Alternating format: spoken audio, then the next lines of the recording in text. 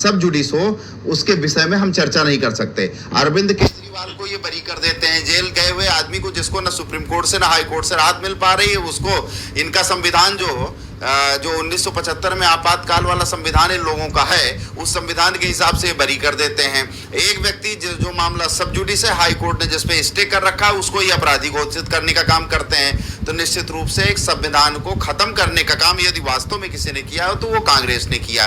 368 संविधान आर्टिकल 368 जिसमें संविधान संशोधन के प्रोविजंस आते हैं, 80 बार कांग्रेस ने इसका प्रयोग किया है। नेहरू जी ने 17 बार किया है, इंदिरा जी ने 40 बार किया है, राजीव गांधी जी ने 11 बार किया है। साहबानो केस में जो आपने सर्वोच्च न्यायालय के आदेश को की अवमानना करते हुए संविधान में जो शरीयत को लागू करने का काम आपने किया, क्योंकि जब साहबानो केस के डिसीजन को आपने पलटा था कानून संविधान संशोधन करके, तो उस क्षण आप शरीयत को लागू कर रहे थे। और ये देश अगर आप कहते हैं कि संविधान से चलता है तो आपको शरीयत लागू करने की जरूरत नहीं थी।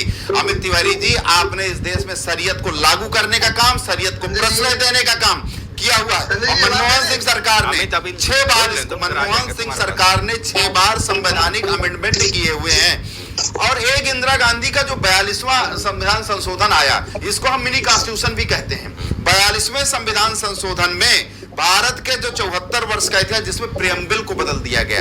केशवानंद भारती आज तमाम केसेज ऐसे रहे जिसमें कहा गया कि प्रेम्बिल जो है हमारा बेसिक स्ट्रक्चर है, उसमें परिवर्तन नहीं किया जा सकता है। संविधान के बेसिक स्ट्रक्चर को बदलने का काम 42वें संविधान संशोधन के माध्यम से इसी कांग्रेस की संविधान विरोधी सरकार ने, देश में आपातकाल लागू करने वाली सरकार ने, कमिटेड जुडिशियरी, कमिटेड ब्यूरोक्रेसी का संकल्प लेके उतरने वाली कांग्रेसी सरकार ने किया था। और मीसा नाम का कानून, जिसमें सपा के प्रवक्ता चंचल यादव जी बैठे हैं, आपके संस्थापक राष्ट्रीय अध्यक्ष जो थे समाजवादी पार्टी के मुलायम सिंह जी को 18 महीने जेल में रहना पड़ा था मीसा कानून के तहत। चंचल जी, तब आपको नहीं ये लगता है कि संविधान खत्म हुआ, तब संविधान आपको खतरे में नहीं हुआ, तब तो आप हमारे ही साथ थे, हमारी ही वैचारिकी के साथ थे, तब हमारे साथ ही आप संविधान बचा रहे थे, तब हमारे साथ ही आप कांग्रेस के विरोध में खड़े थे। लेकिन आपकी जो पहली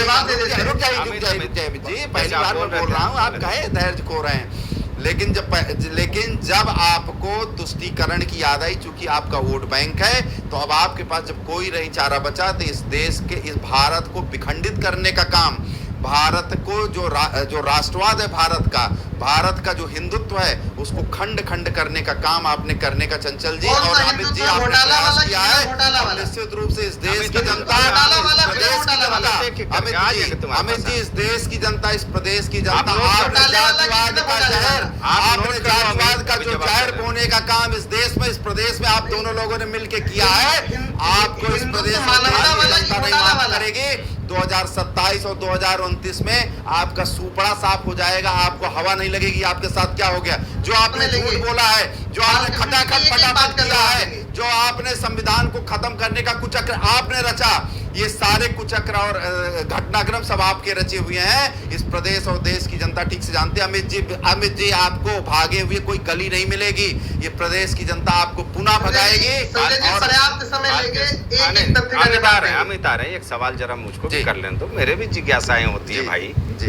केवल आप ही लोग अपनी बात रखेंगे तो बात नहीं चलेगी ना। बात कर रहे थे।